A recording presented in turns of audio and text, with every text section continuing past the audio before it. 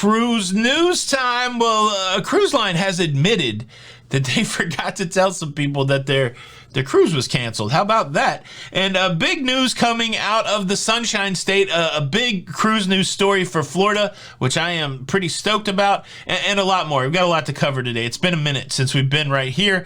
Plus, let's circle back around and talk about Canada.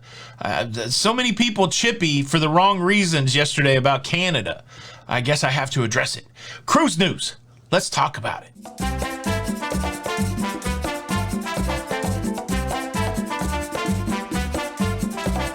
Hey, what's up, everybody? Welcome back to Lido, Loca. I'm your host, Tony, here with the latest cruise news. And guess what? I'm back home. That's right. Late last night, 10 p.m., I flew into the Sunshine State to a balmy 81-degree humid environment. I immediately jumped in the car and hit the max AC as I was picked up by the lovely and elegant Jenny B. And by elegant, I mean she showed up in a ballroom gown. How about that? That's not true. Reunited, and it feels so good. So glad to be home. I'm back. I can do the hand movements. I can move my eyebrows. It's cruise news time. But first, I have to apologize. Last week, I ignored all the sponsors because I was having trouble traveling. And so now we got to bring it back and say some thanks to the sponsors. Today's show sponsored by Surfshark VPN. You know the deal with the Surfshark VPN. If you're out there using the internet in public places, using public Wi-Fi, well, you better protect your data so somebody doesn't steal your identity, so somebody doesn't... Are you out there on your Match.com account? Are you out there looking at your banking account? Are you out there doing anything where prying eyes may like to steal your data? Well, encrypt that data. And the way you can do it is with a tool like a VPN. A VPN is not that complicated. Basically, you're making a secured connection to the internet. They encrypt all your data. It's just a safer way to surf the internet. And then there's some other cool advantages, like you can get around geo-blocking. For example, if I had tried to use the internet from Alaska, YouTube would have flagged me and said, look, you're not normally using the YouTube from Alaska. Why are you doing that? And verify some stuff. No, not me. I didn't have to go through that because I just signed into a server here in Florida, and it looked like I was working from Florida. So lots of advantages to the VPN. The cool thing about Surfshark VPN, all your devices for one price. You got a mobile device, you got a family with mobile devices, you got some laptops, covers it for one price. And the other cool thing about Surfshark VPN is they got a deal for the locafam. That's you. If you're watching that video, that's you. If you want to take advantage of a great deal, use the promo code LOCA to get 83% off of Surfshark plus 3 months for free. At Surfshark, it's a money-back guarantee. They offer you 30-day money-back guarantee, so there's no risk. Surf with your own set of rules. The link is in the description. Thank you, Surfshark VPN, for your sponsorship. All right, let's kick it off by talking about the show yesterday. Man, there were some people hot about the Canada story. People talking about how Canada's looking out for their people and how Canada did better with the virus than the USA. And you know what I say to all those people? Watch the freaking show. You know, somebody said, look, I listened to the first sentence and then I immediately went and flamed you in the comments, essentially. Like, if you're just listening to 12 seconds of the show, or if you're just reading the headline, and this goes for people about the Canada story or any other story, then you're messing up. You're messing up the dialogue between people that will help us grow and learn. If you're only taking the snippet and making your whole argument off of it, shame on you. I very clearly said in the story yesterday that the challenge was for the American law, the Passenger Vessel Services Act. A very true statement I said at the beginning. Alaska lawmakers, they have a problem. They have to figure out how to run their lives without being impacted by decisions in Canada. Does that mean those decisions in Canada are good or bad or indifferent? No, but the reality is Alaska is affected by what is decided in Canada, and the reason they are affected is because of the U.S. law, the Passenger Vessel Services Act, which I said very clearly within the first 3 minutes of the show. This is the problem with the world today. People, they don't want to engage in the dialogue. They just want to just be... Am I right? Am I wrong? Either way, but let me say this. Yeah, so in case it was unclear, and I'm assuming it's only unclear to people who didn't watch the show, the story yesterday wasn't about who was right or wrong in their approach to the virus between the U.S. and Canada. It was about Alaska decision makers trying to figure out how to not be impacted by those great decisions that were being made in Canada.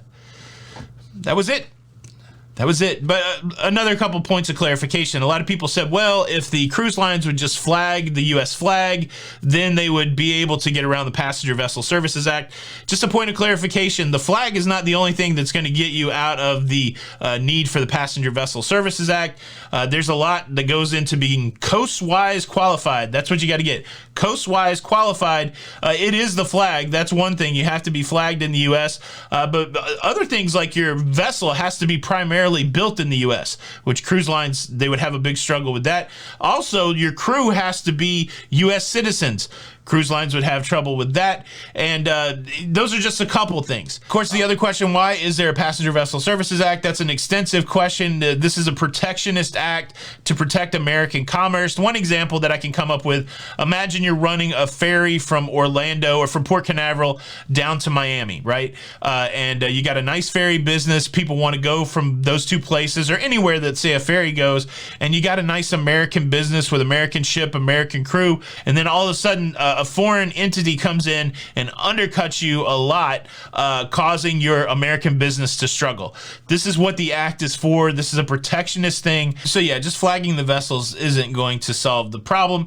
And certainly Alaska does have a problem to solve. How can they get more control over their tourism industry that comes from cruise ships? How can they do that without being impacted by the fine decisions that other countries, other sovereign nations are making? That was the point of the conversation yesterday. I appreciate everybody being pro-Canada, the people that were pro-Canada, but it was misguided. But enough of yesterday's news. Let's talk about today's news, okay? How about that, Shay? Yeah.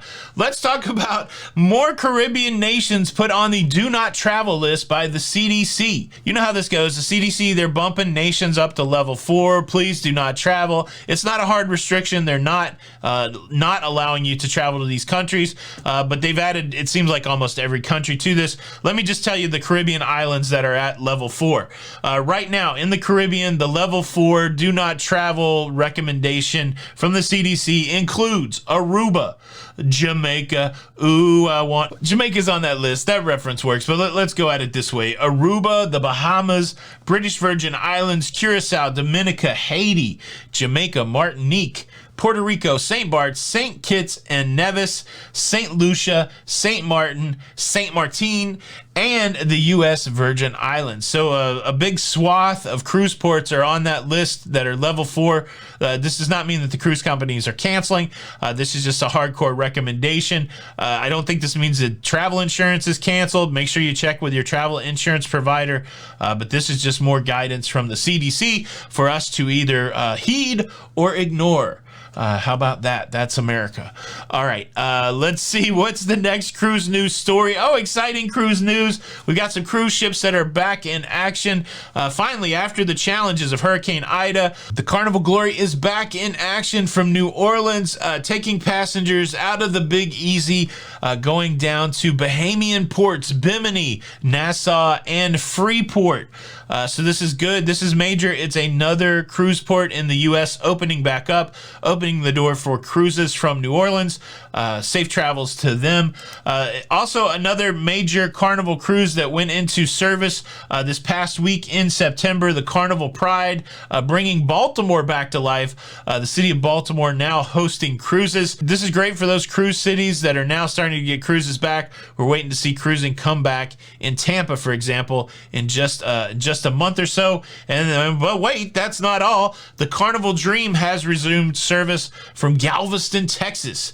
So Carnival continues to bring their cruise ships online. The reason we talk a lot about Carnival Royal, these are the largest cruise lines in the world, and as they go, so will the other small cruise lines. So again, Carnival may not be your brand, Royal Caribbean may not be your brand, but it is good to see what the big guys are doing, because that means that the other cruise lines will follow. And so yeah, not to leave Royal Caribbean out, but this is exciting. All Royal Caribbean Oasis class cruise ships have resumed operations. How about that? The biggest cruise ships in the world, all of them are now cruising. We're talking Harmony, Symphony, Allure, Oasis, all cruising again. There is one more Oasis class ship. Is it a good time to tell you the big Florida cruise news? The Wonder of the Seas. This is worthy of hand movement. The Wonder of the Seas, the newest Oasis class. Look, I've made no bones about it. I've only been on one of these Oasis class ships.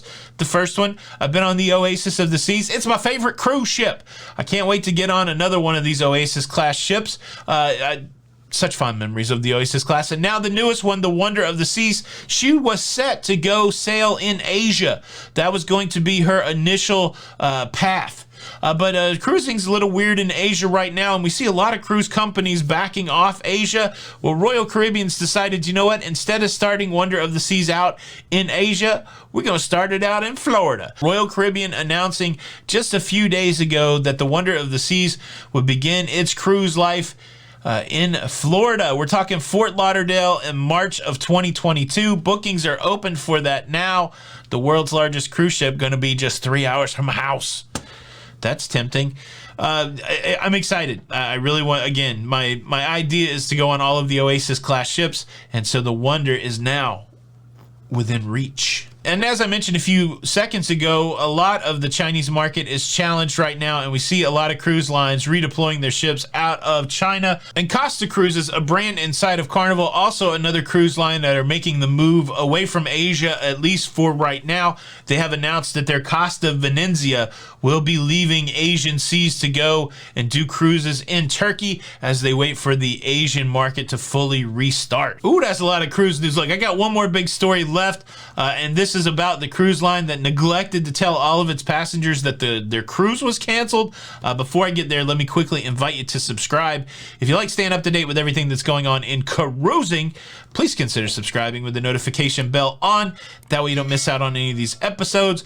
You guys moved the needle yesterday. We're at 52% subscribed now. Thanks everybody who joined the family yesterday. Be a part of the notification squad. Know exactly when the show comes out by subscribing. Doesn't cost anything. Thank you in advance. All right, here we go. Normally a little skeptical about this, but we do have a cruise news story coming out of San Diego, California about a Nevada couple who apparently their cruise got canceled and they were not notified. It's an interesting story. So this was a cruise set to cruise out of San Diego on Holland America on September the 18th, just a couple days ago. The cruise was canceled on the 25th, and emails went out to the passengers supposedly at the end of August saying that this cruise would be canceled. Well, the couple in question said they were never notified. They never got the email, and they even called into the cruise line a couple times with questions about the cruise, and nobody straight away told them that the cruise was canceled. Finally, after about a third or fourth call, somebody keyed in and said, "Oh, the reason you can't see information about your cruise is because your cruise was canceled. You should have got an email." Now, the passenger in question, the gentleman of the couple, he started questioning himself, like many of you were probably questioning, "Oh, sure, you didn't get the email. You didn't get it. You just didn't read the email." I know that's what a lot of us are thinking, but he reached out to the news there in San Diego and said, "Can you help us out?" Well, they pushed into the cruise line, and the cruise line came back with this. Holland America Line sincerely apologizes that the Mr. and Mrs. of this story were not notified about the cancellation of their cruise on one of those Holland Dam ships. I've changed some of the words to protect the innocent. No, there's no need to protect it. I just didn't want to say the people's name. It's on the Zutterdam. All guests should have been contacted per our cancellation system, and we regret that there was a failure. We are looking into why this has happened so that we can improve our procedures and training for future situations. We will work with this couple to re-accommodate them on another cruise of their choice at the same special offer they received. So I share this story because I know I'm pretty hardcore sometimes, like, oh, you got to check the email. You got to make sure you know what's going on with your cruise. It's up to you, blah, blah, blah. Yeah, sometimes the cruise lines screw up. And so I wanted to include that story. How about that? Could you imagine getting ready for cruise day and all of a sudden your cruise has been canceled and you didn't even know it? That would be stressful. Have you ever had that happen? Boom, that's your cruise news. Again, a whole pile of stuff. Sound off in the comments. What do you think? Are you excited about the Wonder coming to Florida? Did a cruise start near you? Are you one of these new port cities that now has cruising? What have you been doing for the last week? I hope everybody's doing well. Thank you so much for checking out the show today. Please hit the like button or you know what's gonna happen. Your next cruise will get canceled and you're not gonna get notified. And nobody wants that. This is Tony with Lido, Loca. And until the next time, we'll see you on the Lido. Bye.